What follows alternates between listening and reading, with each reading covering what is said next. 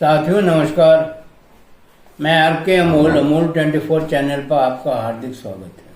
मैं हमेशा ही ढोंग पाखंड आडंबर के बारे में आपसे चर्चा किया करता हूँ, क्योंकि देश की विपन्नता, देश की दुर्दशा, देश की पराधीनता और देश के हर समस्या में ये ढोंग पाखंड आडंबर जो है बाधक भी है और इसी से देश का सत्यानाश भी हुआ।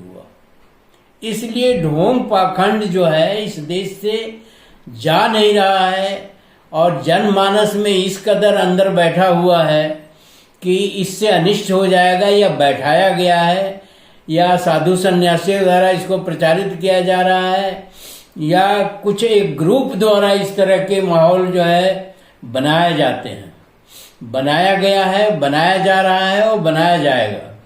उसी के बारे में एक छोटी सी चर्चा करते हैं इतिहास के पन्ने से।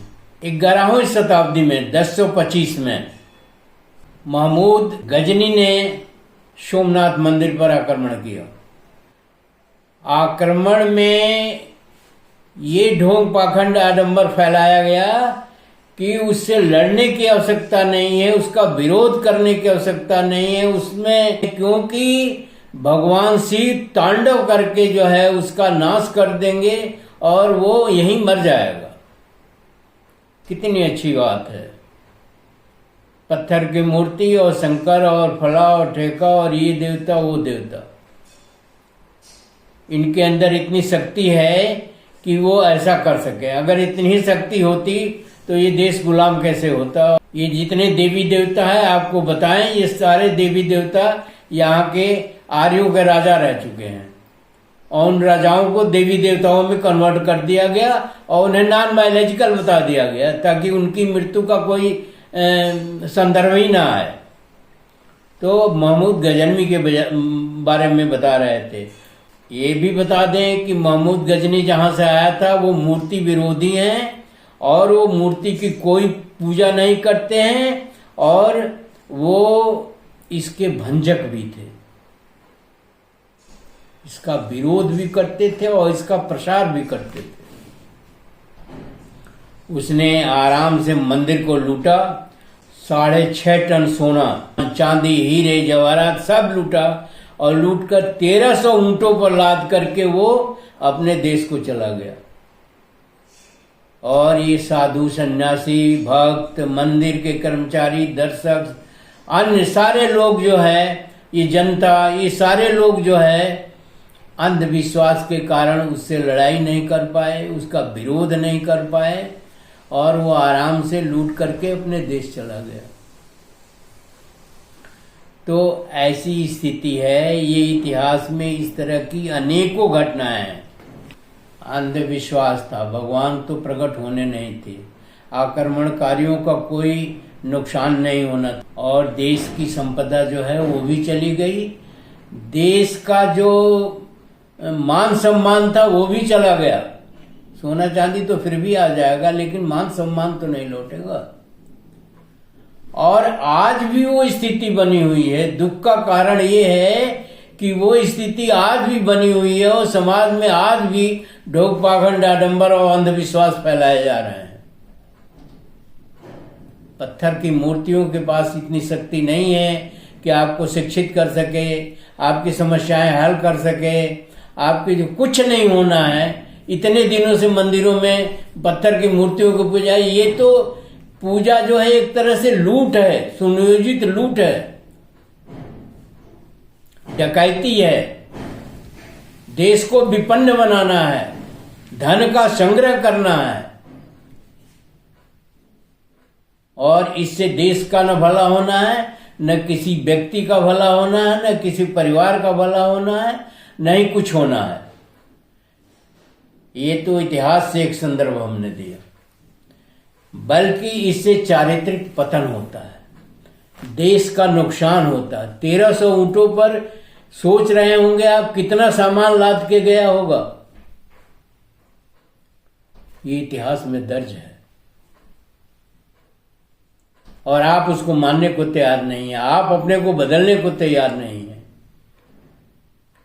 मेरा तो यही कहना है खुलेआम कि मनुष्य मनुष्य की पूजा करे, मनुष्य मनुष्य का ध्यान रखे, एक सामाजिकता पैदा किया जाए। वो सामाजिकता पैदा होगी शिक्षा से, स्वास्थ्य से, बेरोजगारी से, मतलब रोजगार युक्त होने पर, और हर तरह से आपका मानसिक आधार तैयार हो, मानसिक रूप से आप पुष्ट हो। ये मानसिक रूप से आप पुष्ट नहीं हैं, जो ढोंग पाखंड आडंबर करते हैं, मूर्ति पूजा करते हैं, मंदिर और ये और वो करते हैं, ये एक तरह से लूट है, एक तरह से धोखाधड़ी है, षड्यंत्र है, और इसमें कहीं कोई सच्चाई नहीं है। इसलिए मेरा मानना है कि शिक्षा की तरफ ध्यान दिया जाए, रोजगार की तरफ ध्यान दिया जाए, और स्वास्थ्य की तरफ ध्यान दिया जाए। इस तरह की व्यवस्था जो है खत्म किया जाए, जो ढोंग पाखंड आडंबर, और आपके समाज में धर्म के नाम पर सिर्फ ढोंग पाखंड आडंबर ही है। तो चाहे कावड़ यात्रा हो, चाहे मृत्यु भोज हो, चाहे तमाम चीजें हैं। तो ऐसी स्थिति में हम आपसे निवेदन करेंगे कि आप इन चीज को समाप्त करके देश के हित में काम करिए। देश को, लोगों का मनोबल ऊपर आना चाहिए, न कि उन्हें पंगु बनाया जाए, उन्हें भ्रमित किया जाए, या उनको एक गलत रास्ता पर ले जाया जाए। इस तरह की बहुत सारी कहानियां हैं, और ये इतिहास कहता है कि राणा संगा ने बाबर को बुलाया था इब्राहिम लोदी का खात्मा करने के लिए। इब्राहिम लोदी के दीवान का लड़का भी बुलाया था। ये इन्हीं गलत ढोंग पाखंड आडंबर के गलत एक मानसिक रूप से स्वस्थ न होने का कारण है। अब तमाम इस पर लड़ाई छिड़ी हुई है कि ऐसा हो रहा, वैसा हो रहा है, और ये सेना और वो सेना, और ये एक तो मंत्री को अपने वार्ता करने में सतर्कता बरतनी चाहिए, देश की स्थिति को समझते हुए कि ये देश अब पहले भी ढोंगियों, पाखंडियों और आडंबरकारियों का देश है। यहाँ कोई स्वस्थ वातावरण नहीं है। तो मंत्री महोदय को इसमें सतर्कता बरतनी चाहिए, पहली बात। दूसरी बात, जो भी उनके साथ हो रहा है वो भी गलत हो रहा है, और जो कुछ भी गलत हो रहा है उससे देश की संपत्ति, किसी व्यक्ति की संपत्ति नहीं, देश की संपत्ति का नुकसान हो रहा है, देश के वातावरण बोझिल हो रहा है, देश का नुकसान हो रहा है। और सभी को मिल करके इस ढोंग पाखंड आडंबर की लड़ाई को लड़ना चाहिए, और एक समाज में स्वस्थ वातावरण पैदा करना चाहिए, काम करने की शक्ति पैदा करनी चाहिए। कुछ लोग यहाँ काम ही नहीं करते, वो काम को ये समझते हैं कि इससे हमारी बेइज्जती हो जाएगी, या इससे हमारा मान सम्मान घट जाएगा। ये उनके दिमाग का दिवालियापन है। काम करने से कोई बेइज्जती नहीं होती है, काम करने से कोई मान सम्मान नहीं घटता है, मान सम्मान बढ़ता है। आज अमेरिका लेबर का आनर करता है, इज्जत करता है, भारत लेबर का अपमान करता है। भारत में पग लेबर जो श्रमिक वर्ग है उसका अपमान होता है, और जो ढोंग पाखंड फैलाने वाले हैं या ढोंग पाखंड का सम्मान होता है।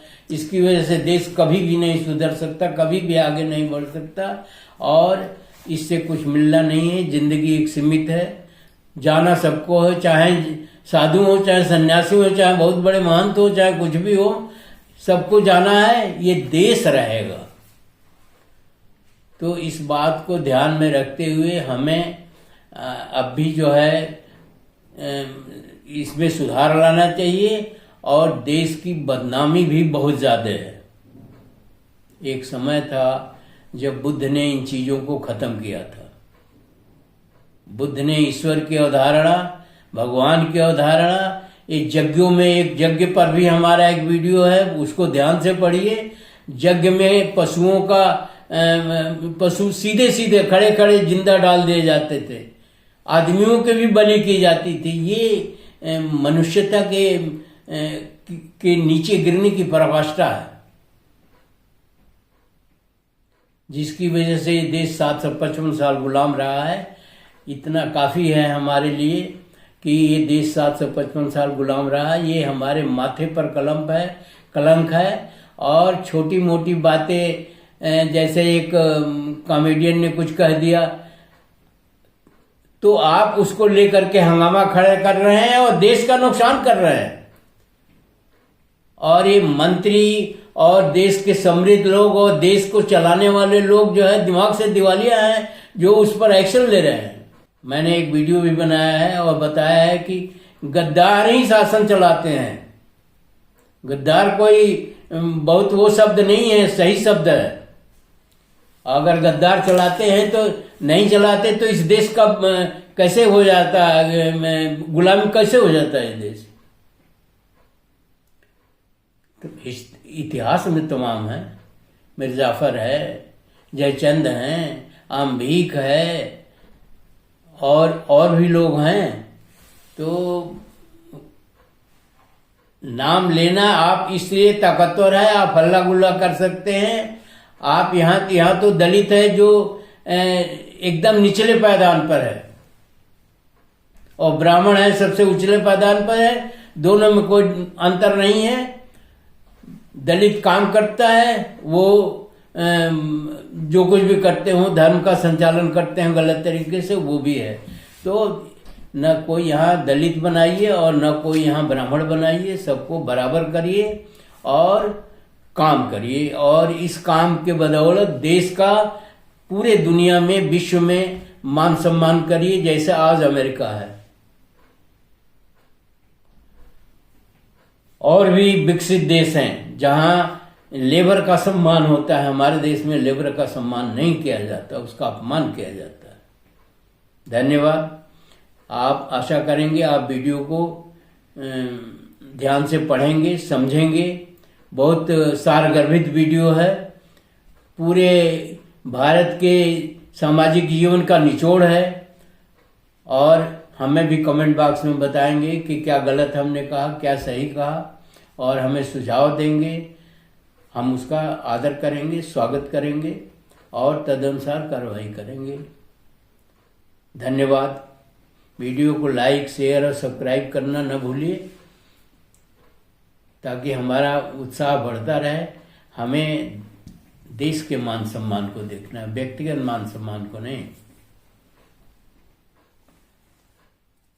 धन्यवाद। जय भारत, जय संविधान।